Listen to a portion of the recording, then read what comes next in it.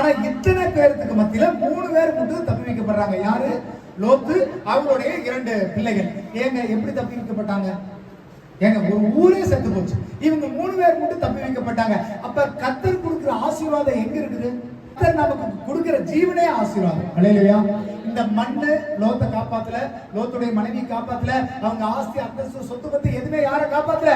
ஒரு மனுஷனை காப்பாத்தல. ஆனா கர்த்தர் சொல்றாரு, நீ ஜீவன் தப்ப ஓடி போகிறாரு, நமக்கு கொடுக்கிற இந்த உயிர் தான் மிகப்பெரிய ஆசீர்வாதம். அல்லேலூயா. ஒரு தேவதூதர்கள் 2 பேர் வர்றாங்க லோத்துடைய வீட்டுக்கு வெளியே வாசல் இருக்கிறாங்க. அவங்க சொல்றாங்க, நான் வாசல்லே தங்கிட்டு போறாங்க, வரலிங்கிறாங்க. ஆனா லோத்து என்ன பண்றாரு? அவங்களை வருத்தி கூப்பிட்டு, நீங்க எங்க வீட்டுக்குள்ள வாங்க, எங்க வீட்டுக்குள்ள இருந்து சாப்பிட்டுட்டு இருந்து நாளைக்கு போங்க அப்படிங்கிறாரு. அப்படி நடக்கும்போது என்னாவது அந்த ஊருக்காரங்களா சேர்ந்துட்டு, நீ உள்ள வந்த 2 பேர்த்த வெளியே கூட்டிட்டு வா அப்படிங்கிறாரு. ஆனா வீட்டுக்கு வந்த விருந்தாளிய அவர் வெளியே விடாம அவர் ஒரு வார்த்தை சொல்றாரு பாருங்க, புருஷனை அறியாத 2 பிள்ளைங்க எங்கிட்ட இருக்கிறாங்க, நான் வீட்டுக்கு வெளியே விடுறேன். அவர் எப்படி அழகா பாடி கார்டு பண்றாரு பாருங்க. வீட்டுக்கு வந்து பின்னாடி கதவை சாத்தி முன்னாடி அவர் நிற்கிறார். அல்லேலூயா.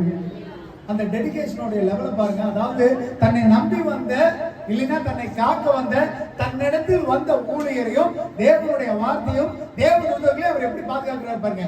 இப்ப இந்த இடத்துல தப்பி வைக்கப்பட்டது யாரு? சோதம் குமாரால. எந்த பிள்ளைகளை பலி கொடுப்போம்னு நினைச்சானோ, எவன் எல்லாத்தையும் சாதிக்கு முன்னாடி தன்னை தலையை விட்டானோ, அந்த 3 பேர் தான் பாதுகாக்கப்பட்டாங்க. வேற அந்த பூமிக்குள்ள எவனுமே பாதுகாக்கப்பட்டாங்க. அல்லேலூயா.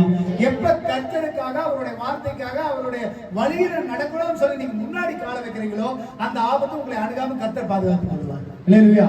நீங்க எப்ப கர்த்தருக்கு முன்பாக போய் நிக்கிறீங்களோ, எப்ப கர்த்தர் தான் முக்கியம் நிக்கிறீங்களோ, எதை நஷ்டம் என்று நினைக்கிறீங்களோ, அதை கர்த்தர் உங்களுக்கு திரும்ப கையில் கொடுக்கும். யாருமே தப்பி வைக்கப்படல. இந்த 3 பேர் தப்பி வைக்கப்பட காரணம் என்னன்னா, தன்னுடைய ஜீவனை அவர் பெருசா எண்ணல, தன்னுடைய ஜீவனை லோத் எண்ணல, தன்னுடைய பிள்ளைகள் ஜீவனை எண்ணல, அதை துச்சமாய் மதித்தாங்க. எதற்காக? கர்த்தர் வந்ததை அவரை வரவேற்று அவருடைய வார்த்தைக்கு மதிப்பு கொடுக்கணும்னு நினைச்சா அவன் வாழ்க்கை மாறினான். அல்லேலூயா.